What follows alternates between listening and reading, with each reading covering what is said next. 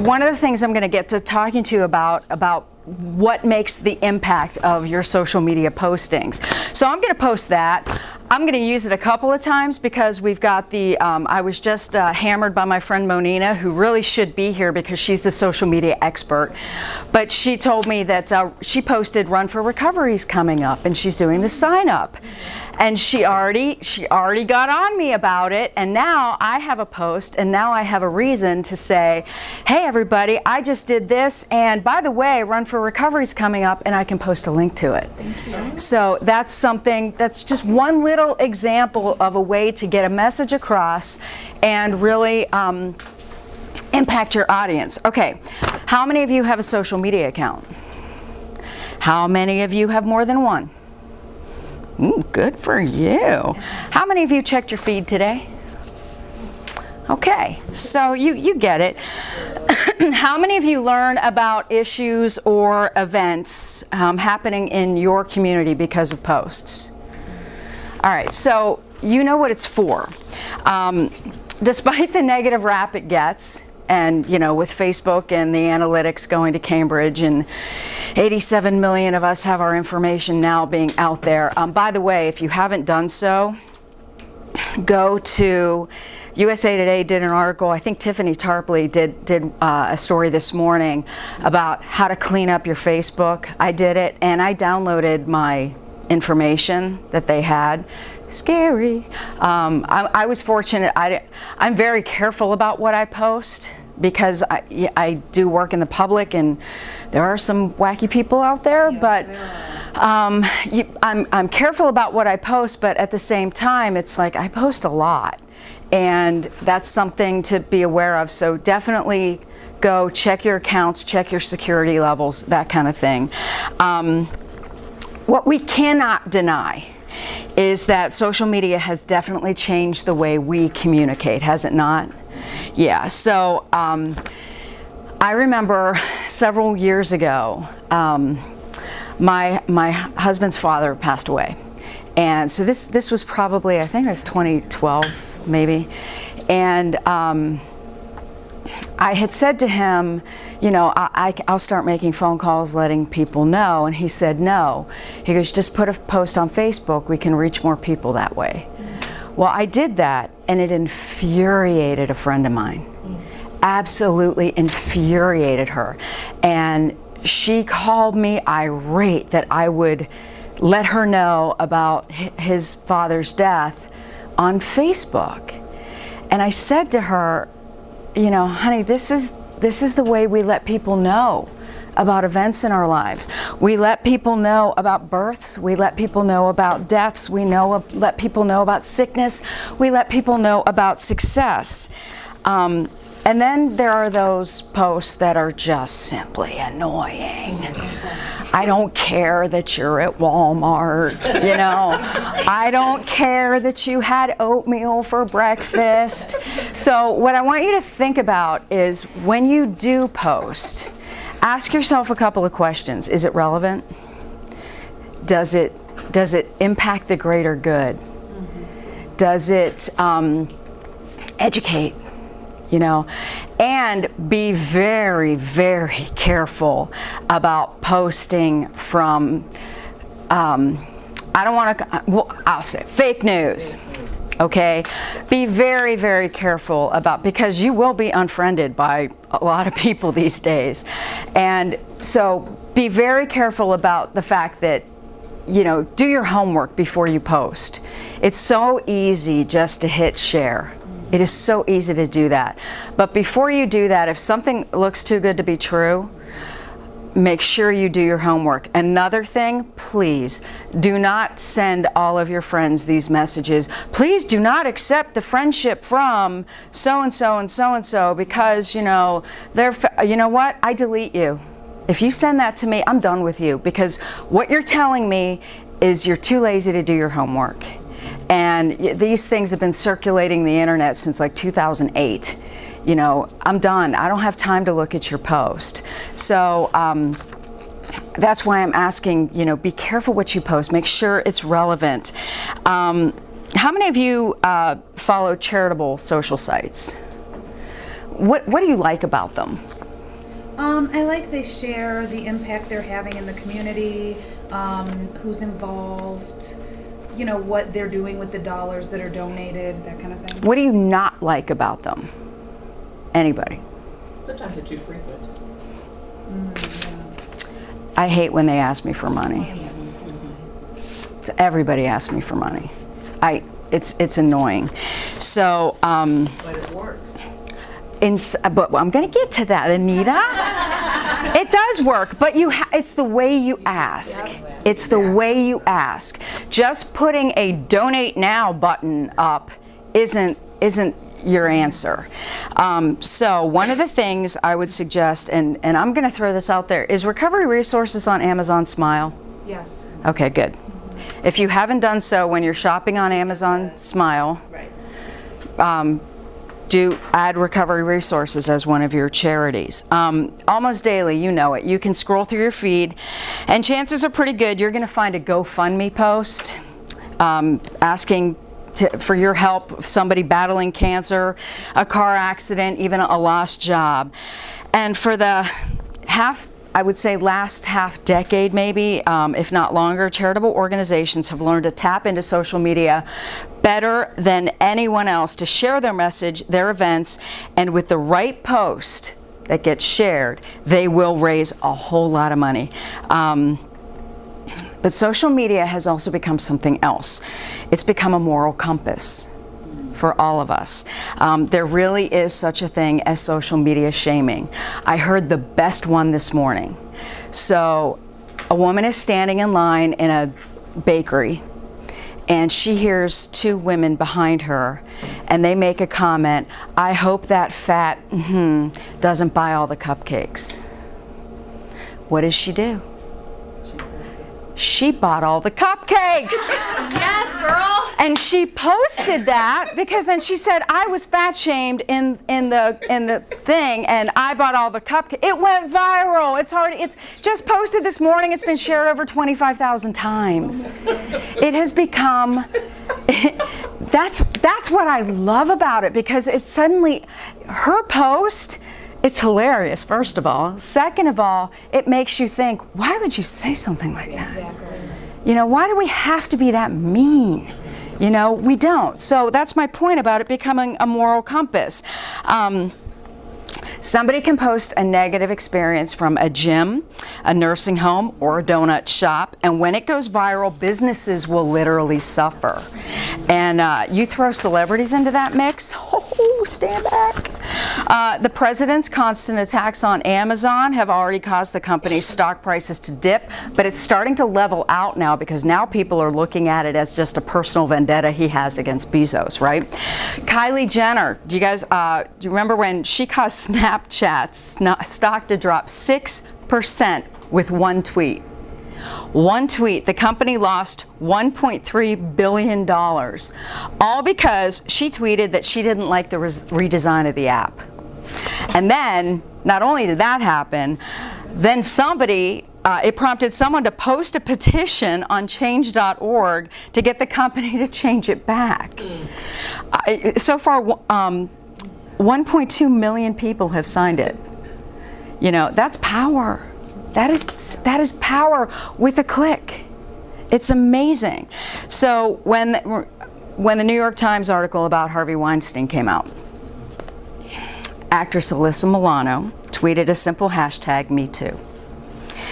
And a movement was born. That morphed into hashtag Time's Up. And anyone who sexually harasses a woman should be afraid, should be very afraid.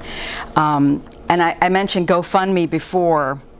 I was always skeptical of that site, and for the simple reason that they take 5% of donations, and their payment service took another 3%.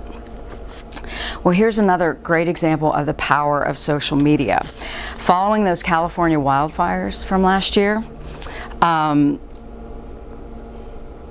the company was criticized for taking that cut, and what happened was a petition was started asking the company to exempt those from paying the fees. Well, in November, they announced they would offer its services fee-free for new personal crowdfunding campaigns in the U.S. The processing fees do remain, but GoFundMe will no longer charge a fee for personal fundraising efforts, which make up the majority of the activities on their site. Users instead have the option to give the company a voluntary tip. The moral compass pointed, and the company listened. Another good example of the power is the squabble between Fox News personality Laura Ingraham and Parkland, Florida shooting survivor David Hogg. This was also one among my favorites. How do you attack a kid? Seriously, she posted a snarky tweet about how the kid failed to get into his chosen colleges and how he whined about it. The kid fired back in the most eloquent way possible and asked people to simply boycott her advertisers. Almost immediately, companies started pulling their ads from her show. She gave an attempt at an apology, but to this day, I don't think all of her advertisers came back. So, Except the apology. and he didn't. Yeah, it wasn't a real apology. You're right, but she knew. Oops. You know, and yeah, well, supposedly that was scheduled ahead of time. It is spring break, you know. All right, yeah. So I want to give you what works. All right, if you want to inspire change or action, you need a photo or a video. Okay, those are the posts that get the most attention.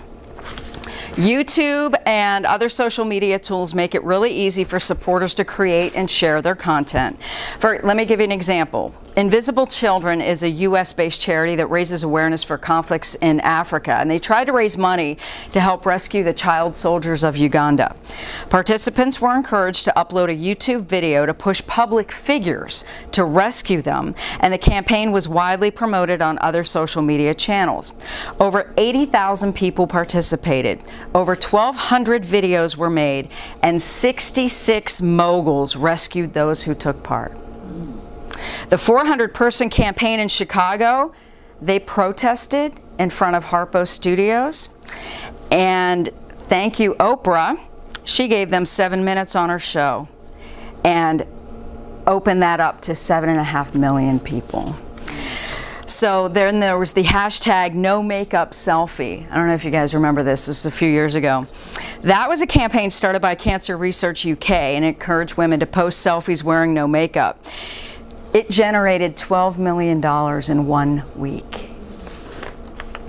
So what are they doing here? They're making posts and cleverly asking people to donate, but at the same time they're raising awareness and they're making it relatable, because everybody can relate to what it's like to not wear makeup. And then that ties into when you have cancer, the last thing you want to do is, you know, wear makeup. So a good rule in planning is developing a social media plan 6 months prior to your event.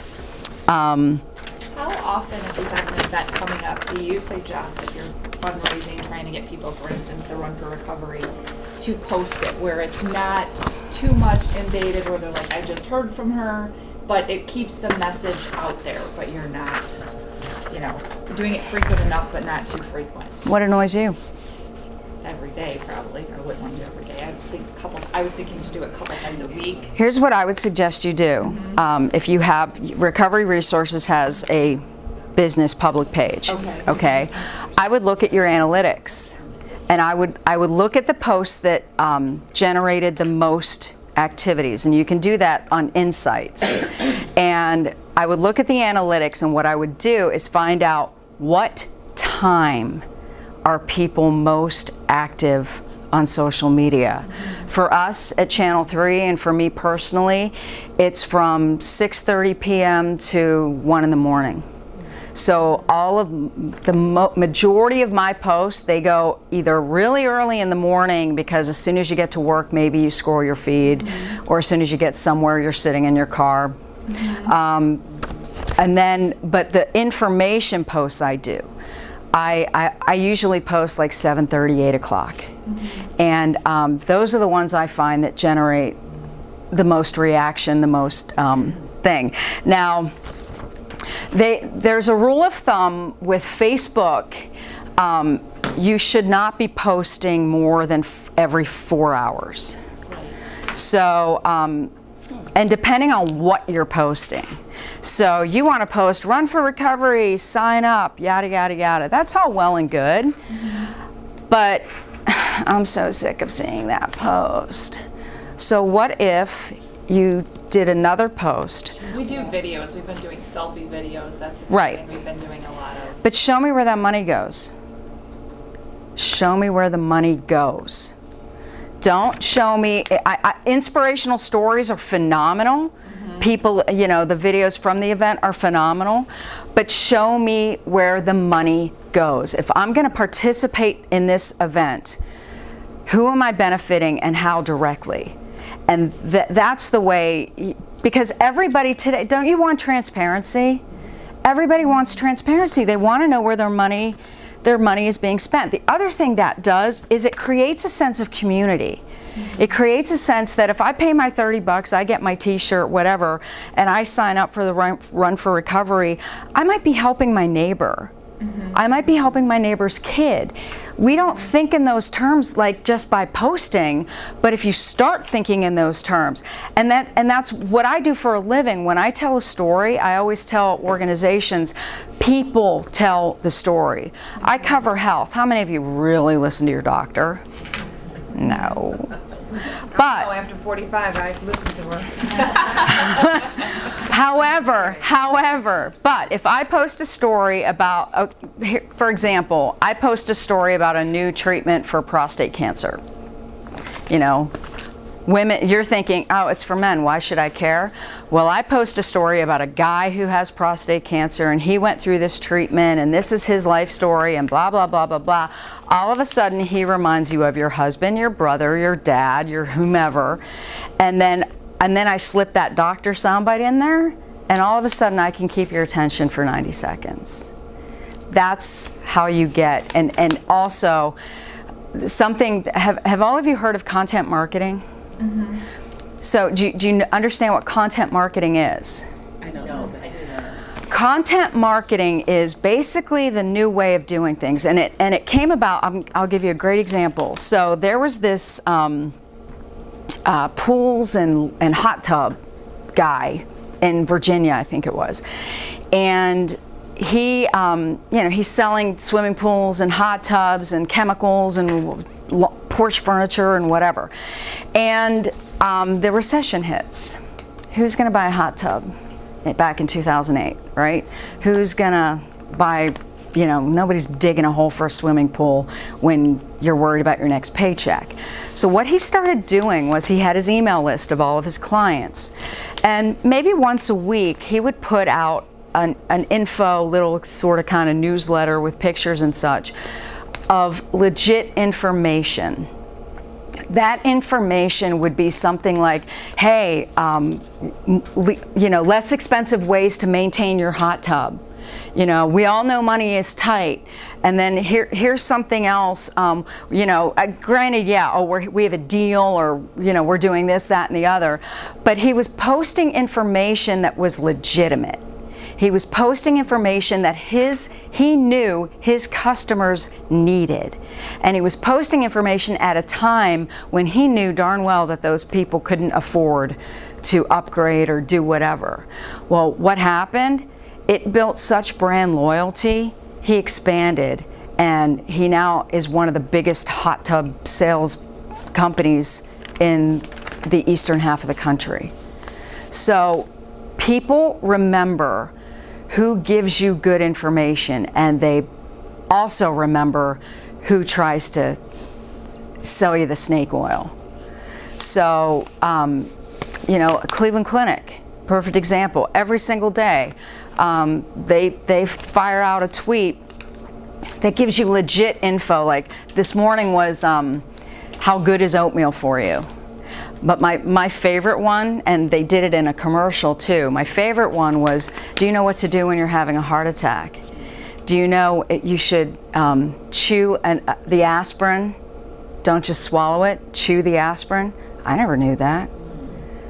It was like literally a 15-second audio clip of an announcer saying, in the event of a heart attack, make sure you chew the aspirin. Wow. You know, that's legit information. And you're going to remember, who told me that? Oh, Cleveland Clinic. It's how to build brand loyalty, and it's how to make people remember, and you gave them legit information.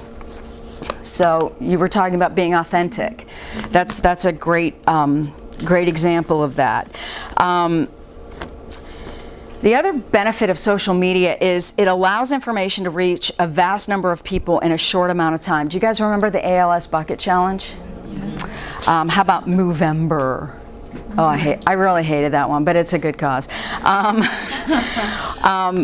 Almost every person who sees those things is touched in some way. Even if you knew no one who had ALS, you thought, you know, it's a good cause. And it generated millions of dollars for the organization. And the other thing that's so crucial to this is it costs little to nothing for the organization to do this. They generated community. They generated something that, you know, except for the Tide Pod thing, not good, you know? Technological communication is the norm for millennials. I have to deal with that every single day. The people who are watching me are not 24-year-olds. They're just, I want them to. My advertisers certainly want them to, but that's not who's watching us, and we're aware of that. Where are they? They're on social media. Every kid gets their information and their news from this thing, not the selfie stick. In 2015, there was a Millennial Impact Report. It showed millennials possess a higher giving power than previous generations. In fact, 84% of millennials in the workforce made financial contributions to charities in 2014. I slam millennials all the time. I had no idea they were that charitable. That's huge, and what a market to tap into. So engaging with them has to be on their terms. They're not expected to respond to emails or phone calls, not like any of us do anymore, but what they will do is check out organizations' social imprint before they decide to donate, which is why it's even more important that you're transparent, why it's even more important that you show people where the money goes. Don't just ask for it, show them. I'm on page 5. A good rule in planning is developing a social media plan, like for you, 6 months in advance. If you have an event coming up, you want to start generating that 6 months in advance. Make sure you have a catchy and creative hashtag. Run for Recovery works, but you can come up with something even more creative than that. Is meeting in a few weeks. And make sure it's on the save the date and the event info, that hashtag. When you have that event, you know, I know we have you guys had the video thing going at the event.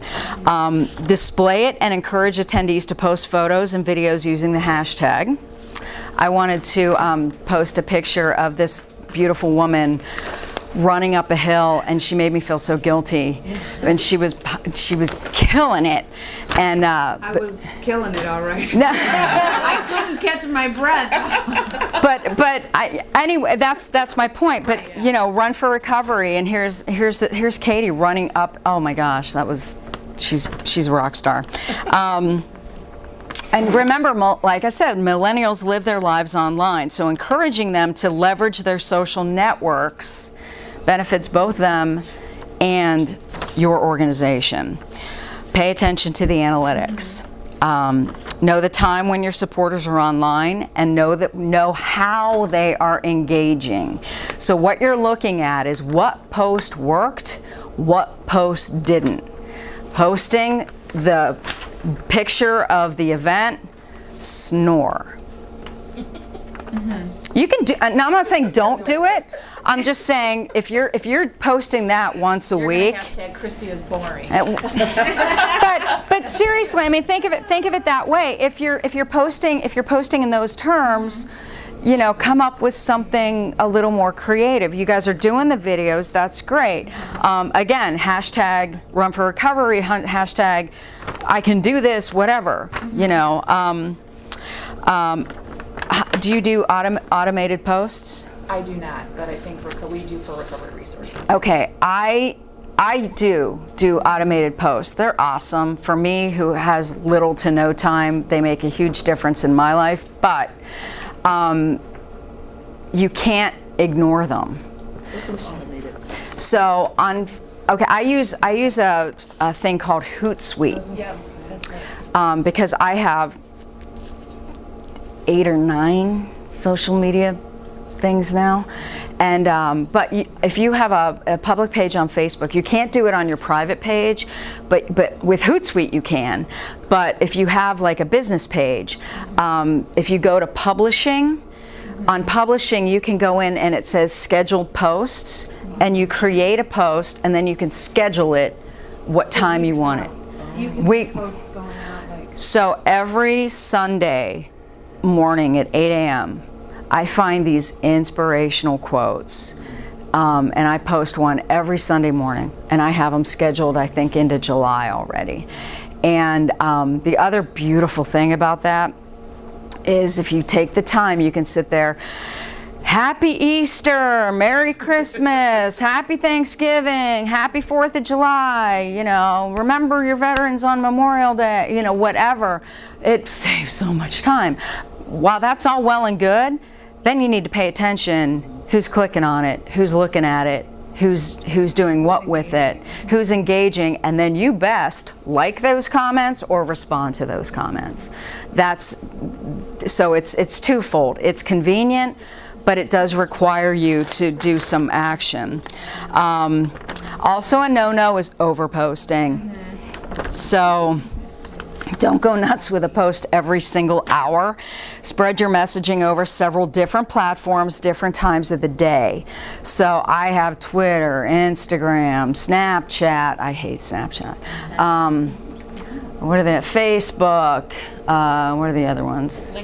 LinkedIn. Thank you. Yeah. And so I have this thing, Hootsuite. It's on my phone.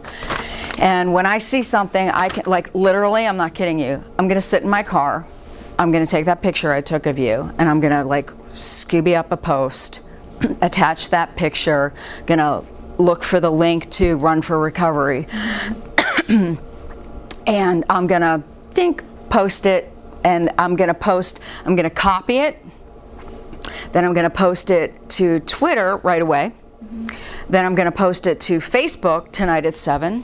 Then I'm going to post it to Instagram maybe at noon, and I'm going to post it, you know, so you get different capture different people if you're doing it on different. and you can change the verbiage here and there, And but then our job is to like it, share it, and comment on it. exactly. Yes. And I promise I will do my best to reply to every one of you. But again, it comes back to the other thing too. Is if that was my only job, I post for Oh Wow, I post for Channel 3, I post for I handle the Anita and I are on the Citizens Academy Foundation for the FBI. I do their social media. You know, I've got a zillion different. There's the bands. I do them. So it's overwhelming. You know, it really is overwhelming. But it's the way you communicate. It's the way you get your message out there. It's the way you get followers. It's the way you get people to listen. And it's free. And it's free. Yes, thank you. It's replaced email in so many ways. It has. It has. I don't like. Recovery Resources. I'm going to pick on you. You guys send me that email blast all the time. You know what I hate? Is that you, Diane? You know what I hate? You know what I hate? Girl in Florida. Let's call her. No, the one thing that drives me nuts about that, first of all, I don't know why, but I get 2 at a time. every time you guys send an email blast, I get 2 at a time. Do you too? Does anybody else? I do, but I think it's because I have multiple emails forwarding to the email that I look at all the time. That's why I think I get. I think there's maybe a double database. It's supposed to kick out the duplicate, but I have to say, I'm not a fan of Constant Contact. It's a really difficult system, and I don't trust that it's not duplicating. Well, here's what I don't like about it. You send me that post, and then because it comes to Channel 3, I have to right-click to see any pictures. Yeah. I don't have that kind of time. I just don't. For real. I don't. I tell people the same thing. If you want me to do a story, if you can't tell me what you want from me in like 3 sentences, I don't have time to read an email this long. I don't. I average 400 emails a day. I don't have time to read all of that. And the same thing with those. I check date. It's like for yours, I like to save the date. But those can be done in a much simpler way, and for those of us who get those emails at work, I'm guessing the corporate email blocks the pictures. So if there's a And then you have to right click. Now, can you tell when it's different from me? Browser. Like when I yes, send when you something? send stuff, yeah, because yours is coming from a personal account. So so yours is different, but you don't send pictures either. So here's a way to get around that. Instead of doing maybe, I don't know if this will work because I'm not familiar with that platform, but one of the things you could do is just send a picture. Have the picture inside the email. Oh, not as the attachment. Yeah.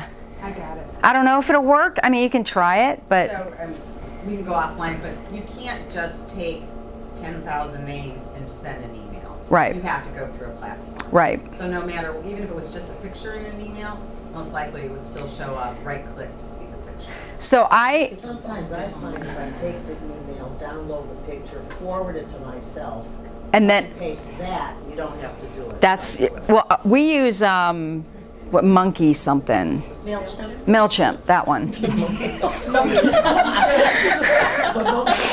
love that. I knew it. So we use that with the band.